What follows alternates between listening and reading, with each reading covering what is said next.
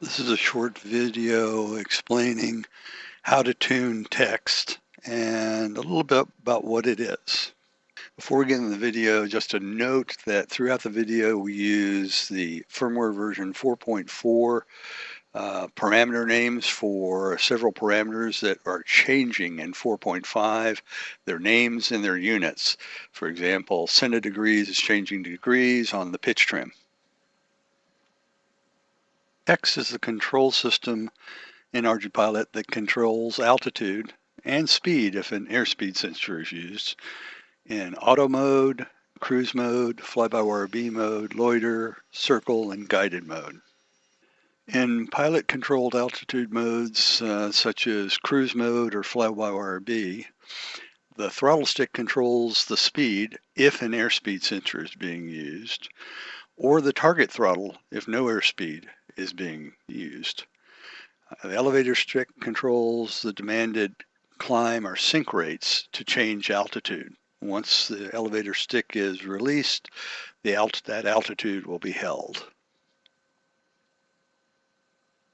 While the original coders of the TECS system are probably going to be apoplectic, this is a simplified explanation of the general control strategy of TECS. So the difference between what the demanded altitude is in any mode and the actual is translated into a climb or sink rate over the time constant parameter. So the error basically divided by the constant gives you the required climb or sink rate. And then using the TECS parameters for pitch limits and climb sink rates, a pitch and throttle change is output to produce that rate and get the altitude back to where you want it. If airspeed is being used, the speed error is also factored into the pitch and throttle output. The tuning process for TECS is first you've got to make sure that the plane is in good attitude control, roll and especially pitch. Control loops are well tuned. Then determine what cruise speed you want, and that's a little bit more difficult when you don't have an airspeed sensor. Then determine the airframe's capabilities and then set the TECS tuning parameters in line with those airframe capabilities. And then finally, do a verification flight to check that your cruise mode is set up correctly. If you're using an airspeed sensor, it's pretty straightforward in terms of trying to determine some speed parameters. You need to set the airspeed fly-by-wire min. It should be about 25% above whatever the rated stall for the vehicle is. The trim airspeed centimeter is your normal cruise speed, and this is what's used by default when the pilot isn't determining speed with the throttle stick, like in auto. The airspeed fly-by-wire max should be the maximum cruise speed, and it shouldn't be any faster than the plane can fly straight and level at full throttle, usually somewhat below that.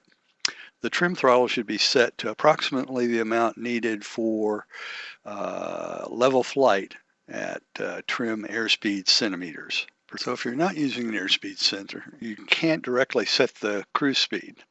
So the cruise speed will be the result of the aircraft trim and where the trim throttle setting is. So it may take a little experimentation to figure that out, the trim and the trim throttle setting to get the desired level cruise at the speed that you want and the power that you want. So to investigate that a little further, we need to look at the relationship on an aircraft of its speed, angle attack, and how much power it needs to maintain that level flight. So this is what's called a plane's power curve. It shows you how much power you have to be able to produce to maintain level flight at the various speeds. And you see it's a curve, and most planes are set up to cruise somewhere above point B there. Point A is where It's the least amount of power needed to keep level flight going. It's that speed. That's the longest duration where your fuel lasts the longest. Usually most planes fly well above that. Point B is the most efficient. That's where you're going a little faster. You're using a little more throttle, but you're getting more distance per fuel. And that's the most efficient flight portion. Most planes, you like to cruise slightly there or slightly above point B. And the angle of attack that produces that flight, the pitch trim, if you will, is on the order of 1 to 3 degrees above the fuselage center line. Now, this power curve shows that at any given power level, you can actually be flying at two different speeds, a faster speed and a slower speed. The area lower than point A is called getting behind the power curve. And what happens, of course, is it's harder and harder, more and more power, the slower you go. And why this is important in full-size aircraft, it's a prevalent cause of crashes. Pilot will be on approach, slow to speed as he's coming into land. He notices he's sinking too fast, pulls the nose up to stop the sink rate. That requires more power, a lot more power. And if you don't get on it quick enough, you can spiral into a condition where you pull up the nose to stop the sink rate and more power, and you run out of power and you eventually stall the aircraft and it goes in. So normally you want to choose a cruise point somewhere at B or above. So without an airspeed sensor, how do you set up and choose your cruise point? Well, it's usually an iterative thing with doing some fly-by-wire A tests with hands off the elevator stick, increasing the throttle to maintain altitude, seeing what your resulting cruise speed and throttle position is, and deciding if that's too fast, too much throttle, or too slow. If you want to get to a slower cruise point, increase trim pitch CD, which modifies your level flight point where you're going to pitch trim is going to be, or negative to speed up the cruise, and then adjust the throttle to maintain constant altitude, and note that throttle percentage. That becomes trim throttle.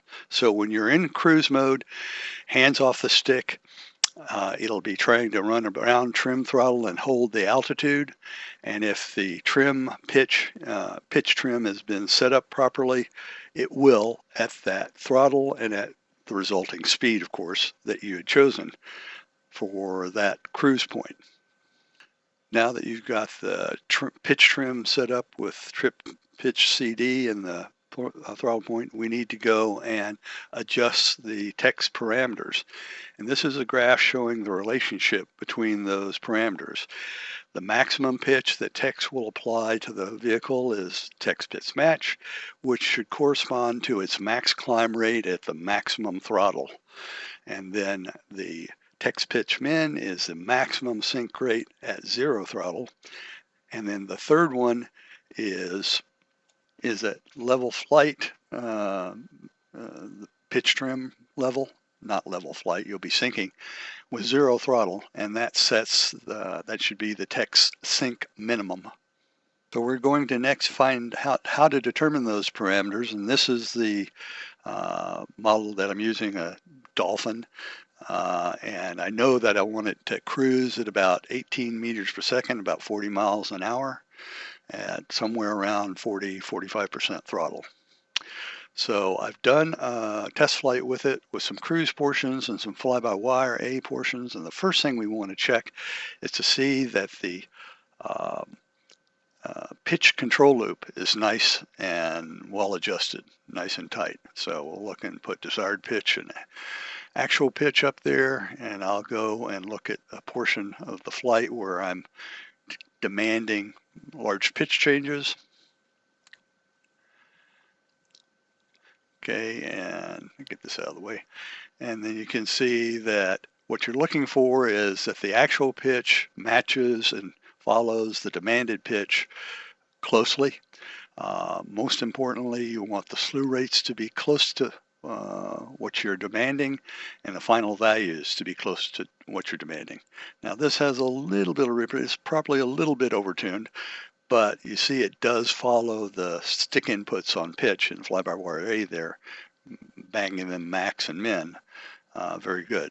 I'm actually doing the max and minimum, the maximum with full throttle and the minimum with zero throttle, and then hands off neutral at zero throttle to get those TECS max climb, max sink, and min sink parameters to be determined, what the capabilities of the plane are. So while it's not perfect tune, it's a bit overtuned. It looks like it flies very well and it's plenty good for managing the text control loops. Now we'll determine the actual parameters, and I want to, again, like I said, make the test flight with a full positive pitch, full throttle. You can see the full throttle there, and then a full nose down and zero throttle,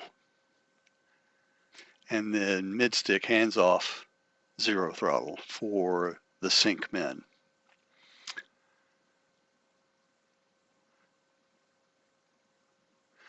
And you notice the pitch extremes were plus 30, minus 30. That's what I had that set up for fly-by-wire A.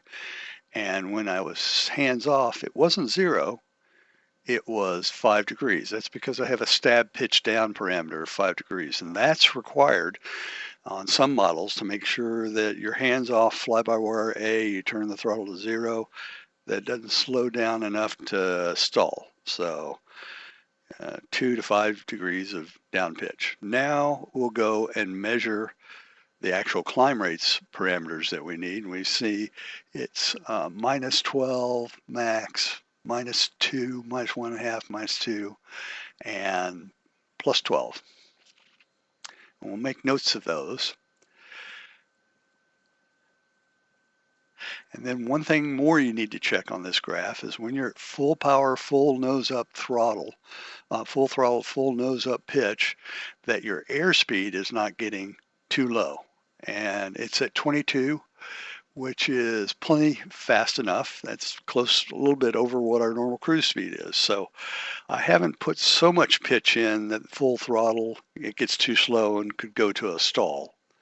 So that's good. So here's a list of the relevant TECS parameters, their default values, and what we measured.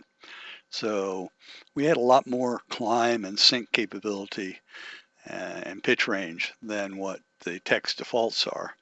And while you don't have to use all of it, it's a good idea to use a good portion of that capability so that if you're between waypoints and get a quick air altitude slope between waypoints, the altitudes are different, you'd like to be able to track it if the plane is capable of doing that. Now, if you leave it at the default values, most planes will be able to use those values, and but in this case, this plane is a lot more higher performance. So if I'd left them at defaults, instead of increasing the maximum pitch and maximum climb rate, when it went to use the maximum climb rate at full throttle, they will overspeed. Okay, and the same way with the Sync Max, it won't have the capability, this much capability of changing altitude in the negative direction and losing altitude. So in this particular model, I did change the pitch max and pitch min on TECS to match my fly-by-wire A limits. I did increase the climb max and sink max. The sink min was close enough, and I did tweak the target throttle, the trim throttle, a little bit. As you'll see, the pitch CD was right on the trim pitch on the AHRS of the IMUs.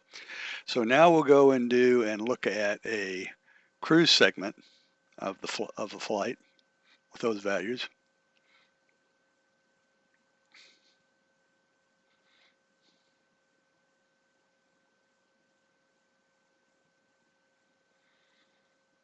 And I actually have in my local copy of the UAV plotter a cruise analysis section that posts the params I want to look at. The height, the airspeed, the throttle position, how much battery current, because I just want to know how much I'm consuming, if it's being efficient enough for me, and the desired pitch. So we'll go over here and look. You want to pick out a portion where the altitude, that top purple line, it's pretty much constant. You're not varying it a whole bunch either by stick or by environment. And then we can look at the means during that segment. And you see that the height doesn't vary very much. So that's good. That means that we don't have pilot or external influences changing things. The airspeed is just where I want it, 18. Um, the pitch trim is very, very small off of 0, so wouldn't need to change any of that. It's what you'd expect, that it's trying to hold close to that. And turns out on this model that at 36% throttle and 0 pitch, it's doing the cruise that we wanted, about 18, 40 miles an hour or thereabout. And it's doing it without consuming a lot of current. That's, see, 3.97 amps on 4S. And so that's all good. And I don't have to go back and change the pitch trim any or the target throttle any to change the cruise speed, because it's right at where I was hoping it'd be.